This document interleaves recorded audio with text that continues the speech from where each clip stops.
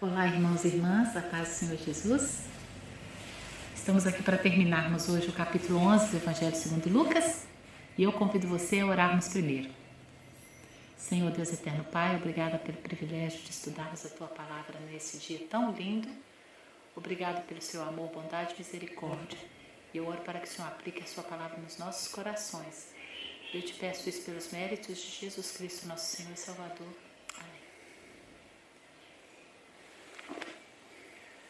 Este é um dia muito difícil, peculiar para mim.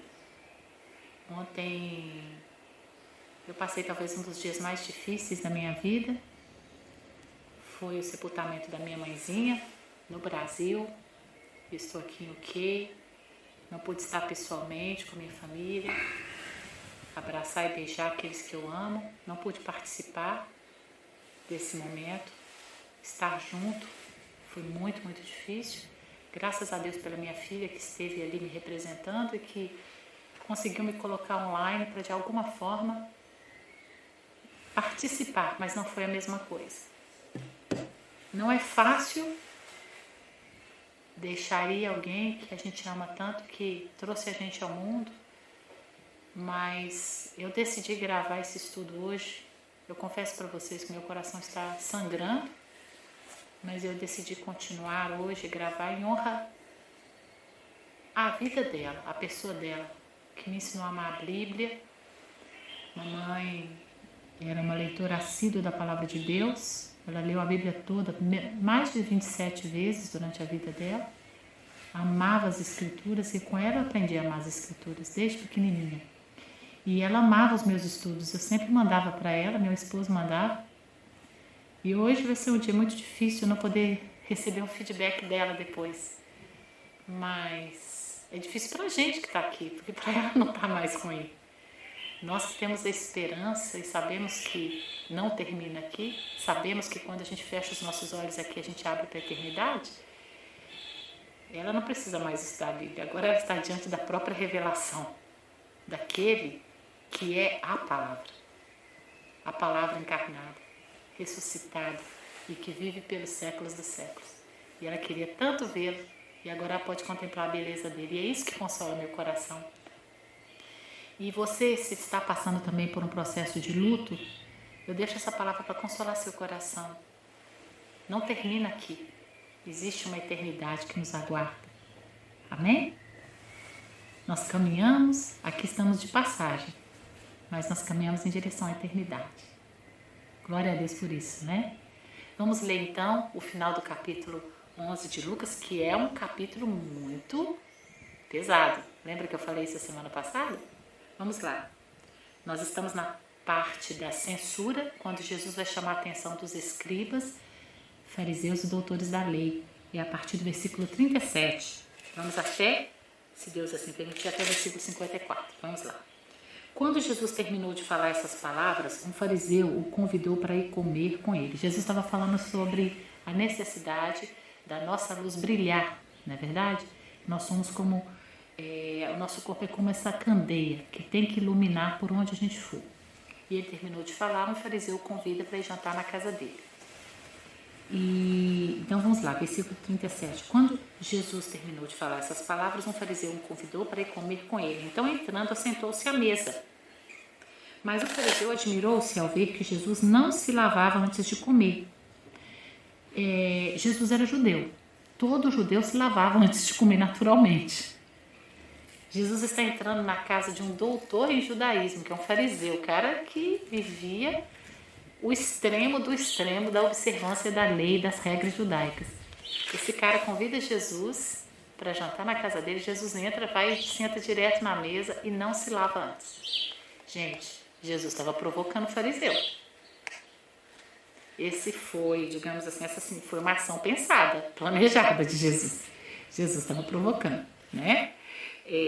No Brasil tem um ditado que estava cutucando a onça com a vara curta. Versículo 38. Mas o fariseu admirou-se ao ver que Jesus não se lavava antes de comer.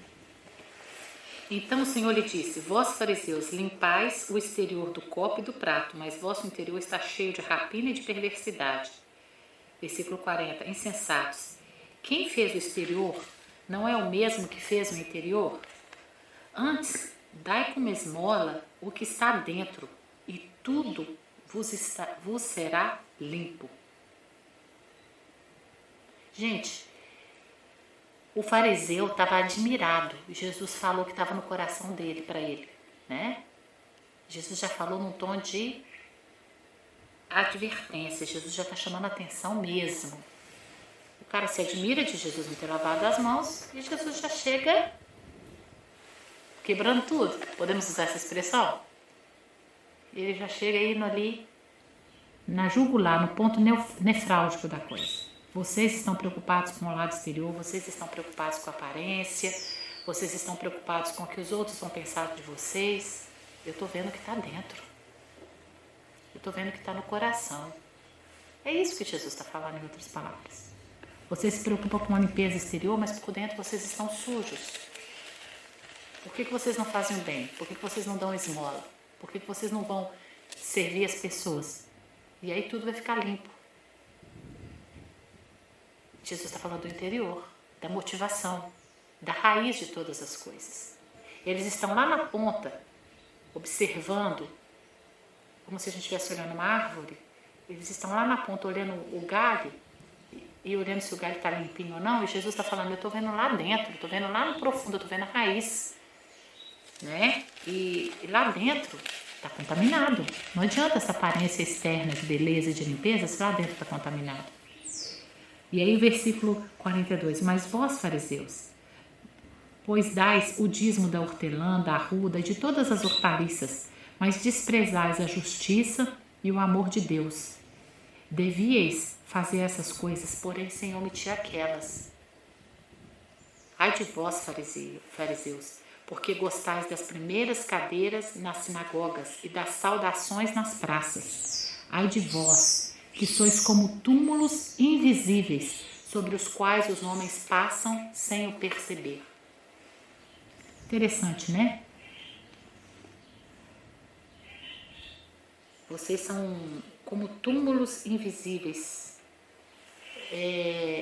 Era muito comum se enterrar as pessoas e cobrir e plantar por cima. Então aquilo ali ficava despercebido, quem estava por dentro, né? Não tinha assim aquela lápide que é muito comum hoje em dia na maior parte dos cemitérios, onde põe o nome da pessoa, que jaz, fulano, ciclano, morreu tal dia, nasceu tal época. Não tinha muito esse hábito. Então os túmulos, eles ficavam meio que encobertos. E Jesus está dizendo o que aqui? Vocês são como esses túmulos. As pessoas passam por cima e não percebem que vocês estão mortos, vocês estão sem vida, vocês estão por dentro aí, está tudo contaminado, podre, né? Putrefado. Vocês têm toda uma aparência do lado exterior, mas eu estou falando lá de dentro, eu estou falando lá de dentro. Jesus está falando e mexendo mesmo. Aí, o versículo 45, um dos intérpretes da lei respondeu a Jesus, mestre, dizendo essas coisas, nos ofendes também. Por quê? Porque Jesus estava criticando os fariseus. Agora se coloca no lugar das pessoas que estão ali. Gente, que situação constrangedora. Um fariseu convida Jesus para jantar, ele está com intérpretes da lei junto, que são doutores da lei, escribas, eles estão todos ali sentados. Antes deles se sentarem para jantar, eles estão se lavando, eles observam que Jesus não se lavou, eles devem ter comentado entre eles, ou talvez até uma linguagem apenas corporal que denunciava a ação de Jesus. Jesus abre a boca e começa a criticá-los. E ele começa a criticar quem? A pessoa que o convidou para jantar. E ele vai lá no cerne da alma daquela pessoa, das ações, das atitudes, onde tudo nasce, né? Lá no arcabouço, lá no coração. Quando eu estou falando do coração, não estou falando das emoções, não. Estou falando da razão. Porque para o judeu, quando ele usa a expressão coração, ele está falando do centro pensante, tá? De onde nascem todas as decisões, a motivação. E Jesus vai nesse ambiente das ideias, onde se gera as ações, e ele critica exatamente esse bojo aí. Ele vai dizer, isso aí está podre, como um sepulcro que ninguém está percebendo, passando por cima e olhando só a aparência exterior. Mas está podre, sabe por quê? Porque vocês estão só se preocupando com o exterior. Vocês estão se preocupando apenas com a aparência, só com aquilo que os outros veem. Gente, está vendo como Jesus estava sendo muito, muito, muito pesado ali para eles. Ele estava provocando aqueles homens. E aí um dos doutores da lei tenta parar Jesus. E ele fala, Jesus, espera aí, né? Com jeitinho, fala, mestre, ele chama Jesus de mestre. Quer dizer, ele está reconhecendo a autoridade de Jesus, o direito de Jesus ensinar. Mas ele fala, mestre, fazendo isso você também nos ofende. Agora falando do lado dele, dos escribas, né, dos doutores. Em vez de Jesus parar, Jesus vai fazer o quê? Olha o que Jesus faz. É versículo 46. Mas ele respondeu, ai de vós também, intérpretes da lei, porque sobrecarregais os homens com fardos além de suas forças, mas vós mesmos nem sequer com o dedo tocais nesses fardos. Ai de vós, porque edificais os túmulos dos profetas que vossos antepassados assassinaram.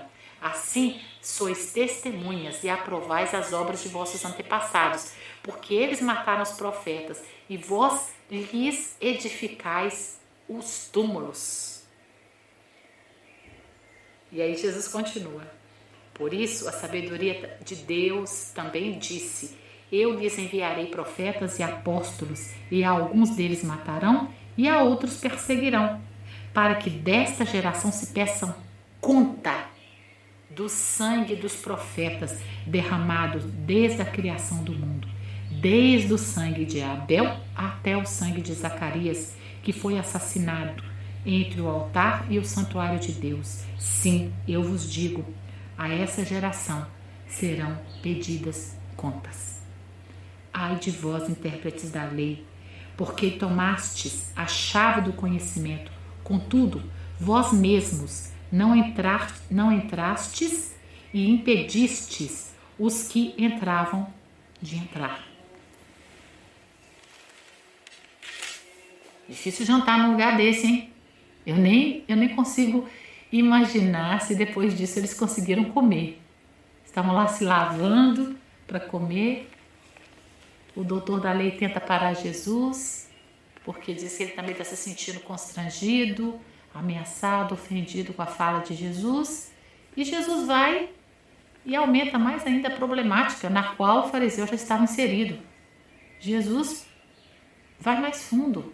Ele vira para o fariseu e fala assim, vocês também serão condenados, vocês serão julgados. Serão julgados por quê?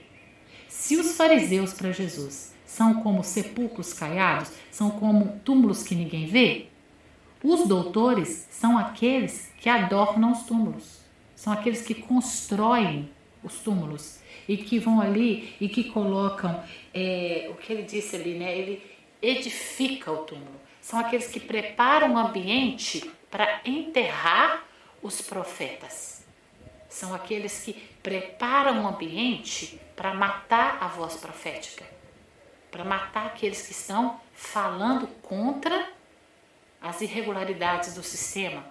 No caso aqui do judaísmo, que era o Senhor está criticando ali essa lei que não era vestida de uma prática, essa fala que não era seguida do que os teólogos chamam de uma praxis, né? De um desdobramento em ações. Então, eles falavam sobre a bondade, falavam sobre a misericórdia, mas não faziam isso de fato. Eles davam até o dízimo, mas no coração deles eles faziam isso para parecer. É isso que Jesus está falando. Eles não faziam isso porque eles amavam de verdade. Porque se eles amassem as pessoas de verdade, eles dariam também as esmolas. A esmola não era obrigatória. Então eles não davam. Então, você está vendo? Não havia uma espontaneidade, não havia um serviço limpo, puro por si.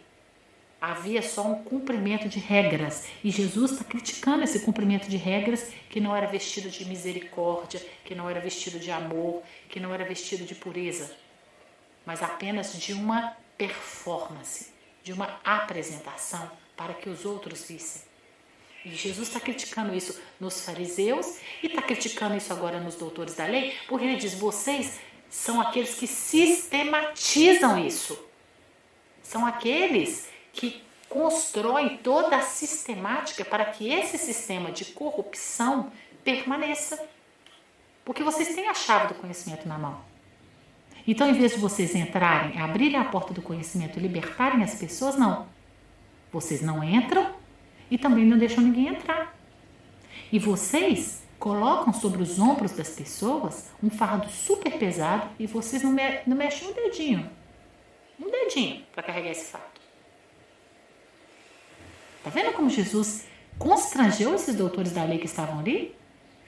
Vocês estão criticando, vocês estão condenando, e quando vocês fazem isso, vocês estão coadunando, vocês estão concordando com todas as práticas ilícitas da lei, da própria lei que aconteceu no passado, vergonhosas, que estavam registradas lá, né, que era a morte, o assassinato dos profetas. Então Jesus vai dizer o quê? O sangue desse povo vai cair sobre vocês. Isso é muito pesado. Jesus está dizendo que aquelas gerações vão julgar essa geração. A geração que Jesus está falando aqui é o povo dele do primeiro século. Tá? Ele está falando dentro desse contexto. Vocês vão ser julgados por causa dos profetas que foram assassinados desde o período de Abel até o período de Zacarias. Ou seja, Jesus pegou todo o Antigo Testamento, de Gênesis a Zacarias. Ele fechou ali. Certo? E falando daqueles que foram assassinados. E no caso de Zacarias, Zacarias foi assassinado ali num ambiente religioso, né? Jesus deixa isso bem claro, entre o altar e o santuário. Certo? Era proibido matar nesse lugar. E eles mataram um profeta ali dentro. Então, versículo 53. Quando Jesus saiu dali, porque Jesus entregou a palavra e saiu. Parece que Jesus não ficou para comer.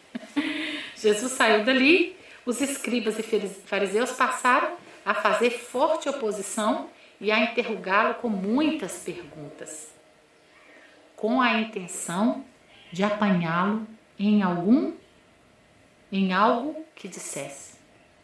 A intenção era destruir Jesus. Agora ficou claro a oposição deles. Agora eles querem matar Jesus. Agora eles querem pegar Jesus em alguma falha dentro do ambiente litúrgico, dentro dessa construção da lei, para terem a autoridade legal de matar. Porque quando a gente estuda um pouquinho sobre a história do primeiro século, daí, a gente descobre que Roma está dominando, de fato Roma domina, mas politicamente é Roma que domina, mas ela deixa os romanos nesse período aqui, nesse período em particular, ainda deixam os judeus exercerem a sua religião. E eles, dentro da prática religiosa, existiam várias circunstâncias que permitiam que eles matassem uma pessoa. E quando eles entravam nesses parâmetros religiosos, os romanos não se opunham. Então, se eles quisessem matar uma pessoa do grupo deles, estão debaixo do domínio romano, mas eles decidem, os religiosos, criaram sua própria estrutura de governo dentro daquele país dominado e eles decidem, de acordo com a interpretação que eles fazem da sua lei, das suas práticas religiosas, que determinada pessoa que pertence ao grupo deve ser morta porque ela não obedeceu o princípio da lei.